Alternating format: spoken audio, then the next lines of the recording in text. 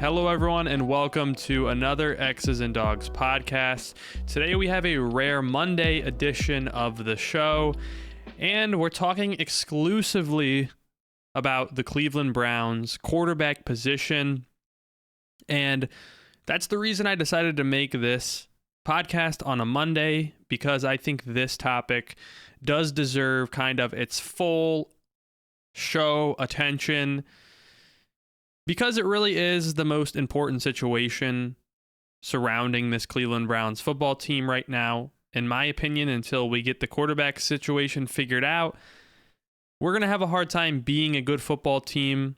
And if you know anything about my show and my view on the NFL, I truly don't think you have a chance to win the Super Bowl until you have that franchise quarterback. And the Browns haven't had that franchise quarterback in the entirety of my lifetime. The closest guy we've gotten to, we traded away for another guy, which we believed was the franchise quarterback, but turned out to be the worst quarterback in the league. So all that said, this is a crucial problem for the Browns that they have never been able to figure out. And today I want to talk about kind of where that situation lies for this Cleveland Browns organization, the current structure, the current kind of ownership, and how they should attack that position group. I want to start by saying there's really only a few scenarios, in my opinion, with how the quarterback position could play itself out over the next 5 or 6 months, going into 2026, into the draft in 2026. And it all has to do with the last 3 games here. First off, the first scenario, and I've talked about all of these scenarios, I want to start by saying, talked about all of them to anyone who would listen on my Twitter page, the YouTube channel here, YouTube Shorts, all the podcasts. I've brought this kind of scenario makeup up and on all of those platforms. So if you were paying attention to my content, you probably already are aware of how I view this situation. But there's 3 scenarios, like I said. The first one being Shedeur plays really well, or maybe not even really well. Shedeur plays well enough to win 1 or 2, or I highly doubt he wins all 3, but 1 or 2 of the next 3 games. To be honest, I highly doubt he's able to win any of them, but he plays well enough to win 1 or 2 of these games, and the Browns just aren't in position to draft a quarterback without trading an additional first-round pick in a draft that seemingly is just the 2 top quarterbacks, and then, some other options later on, but are not worth the top end of the first round picks. So in that situation, I think the solution is pretty clear to Cleveland, in that maybe not that you have to move on with Shedeur being your starting quarterback, but maybe that the juice isn't worth the squeeze of trading 2, maybe even 3 first or second round picks for, a guy like Fernando Mendoza or Dante Moore. Now, I guess the only way that gets a little bit complicated is if the Haslams or whoever the GM and head coach are at the time really fall in love with one of these quarterbacks and believe that they can be one of the best quarterbacks in the NFL. If that's the case, then, trading a couple first round picks is probably worth it to them. But it does not seem that that Fernando Mendoza and Dante Moore are going to be high enough touted prospects to really be worth trading multiple first round picks for. Maybe that'll end up being the wrong the wrong kind of way to look at it, and the reality will be that they are worth trading those picks for. But in the current day, the current situation, says that they aren't. So that's scenario one. It's pretty straightforward. Scenario B is that the Browns lose out. And to be honest with you, this is where I think I've kind of changed my viewpoint in the way I look at things with the quarterback position. The Browns lose out, which I find to be the most likely scenario. I truly think that they will finish with, at the minimum, the second overall pick.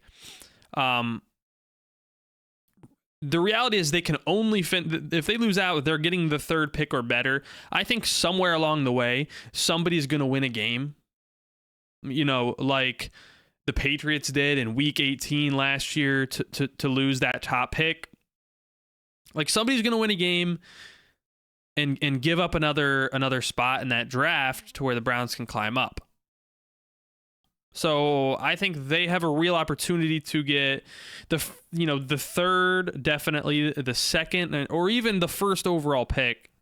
And in that situation, you likely don't have to trade a ton of very valuable assets to go up and get one of the quarterbacks, if you even need to trade anything at all.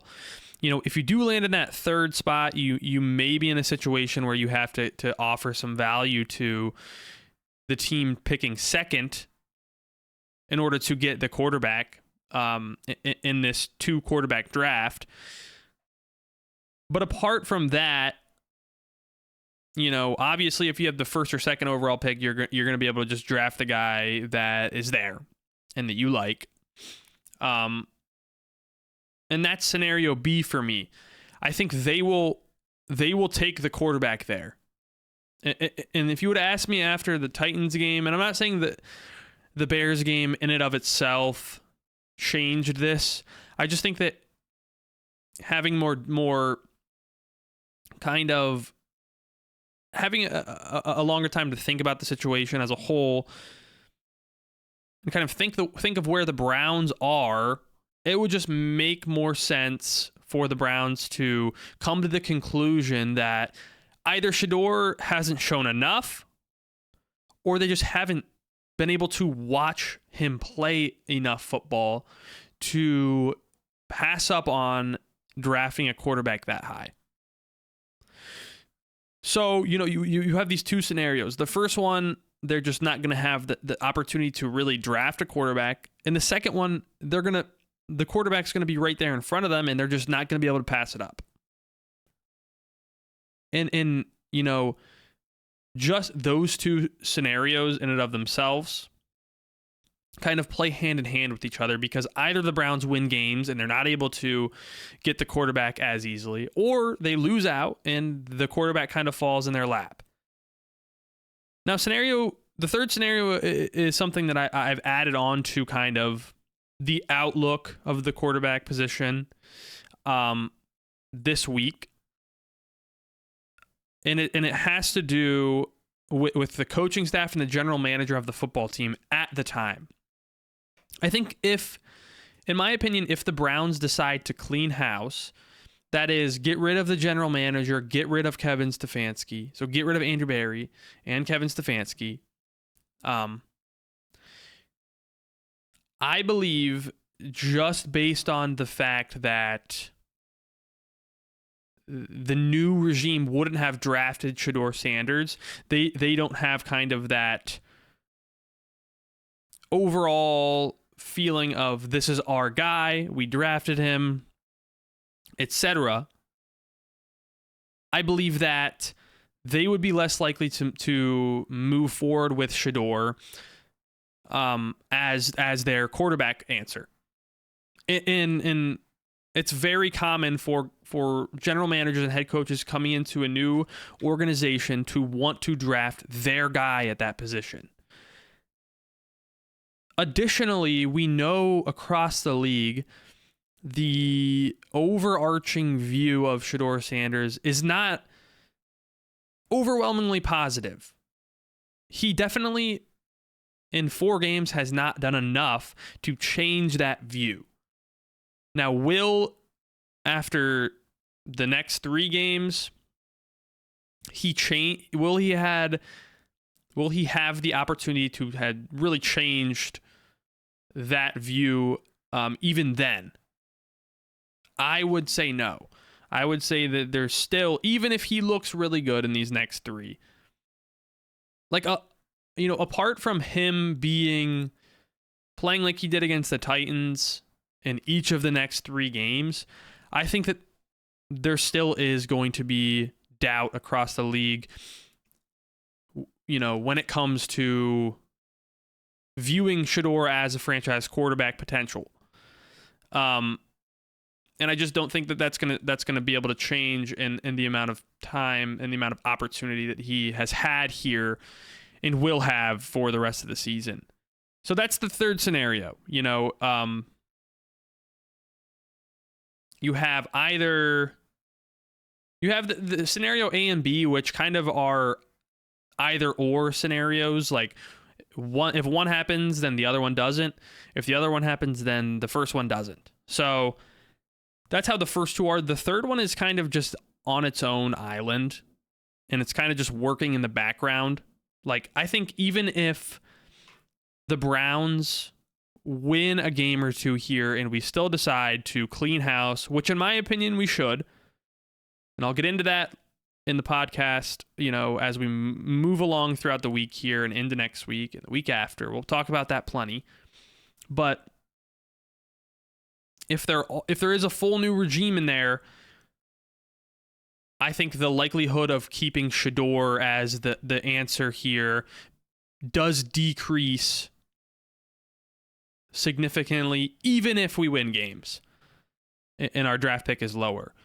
In that scenario, I think we would be more likely to trade up or even look for a solution in a free agency name like Daniel Jones, or just the new regime is going to want the opportunity to pick their guy, whether that be in the draft or whether that be through free agency. It's just very rare for, in a scenario like that, the regime to come in and be content with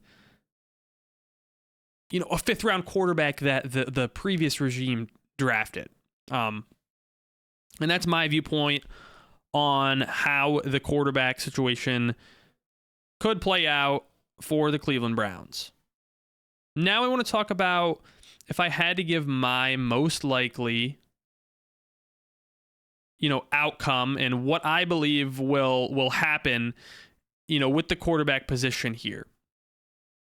And I've kind of alluded to it a couple times in this video and podcast already, but it's becoming less and less likely to me that Shedeur will have had done enough after this season to prove to the current regime or the new regime that he is a franchise quarterback.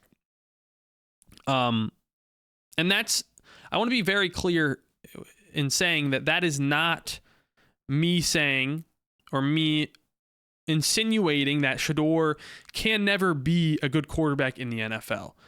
I would actually argue that just in the 4 games that we've seen from Shedeur so far, he's shown enough to where if the Browns don't give him an opportunity, I think somebody in the league will give him an opportunity to, at the very least, be in maybe a quarterback competition or be a backup of a team and potentially get the opportunity to start more games in the league.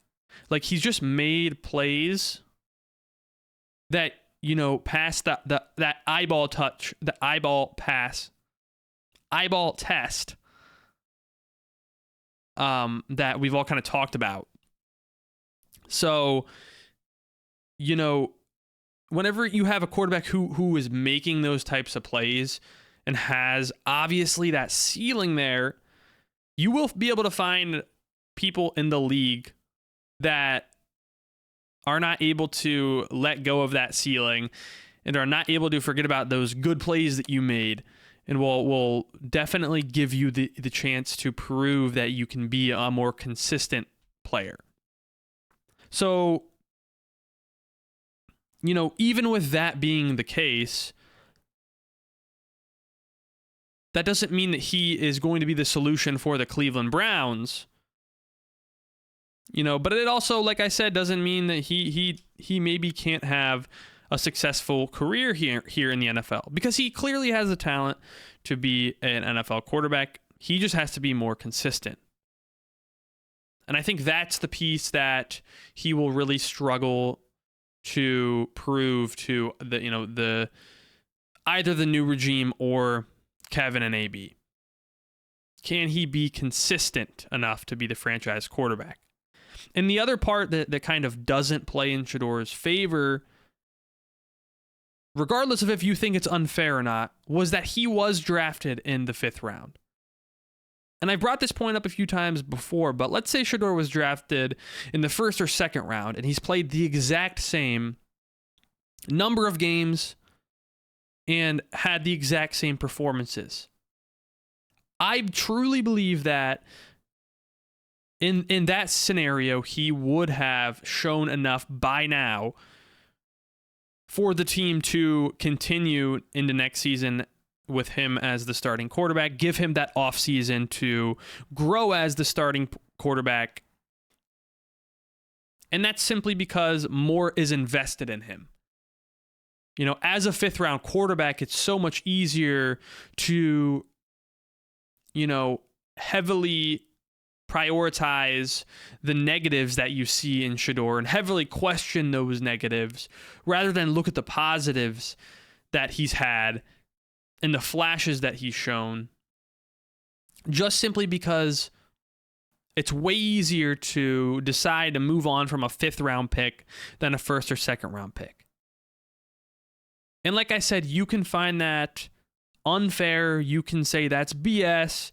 You can say the NFL screwed him for being or for letting him slide to the 5th round, and everyone had him as a top 50 prospect, this, that, and the other. And I would agree with you. I think those are very fair statements.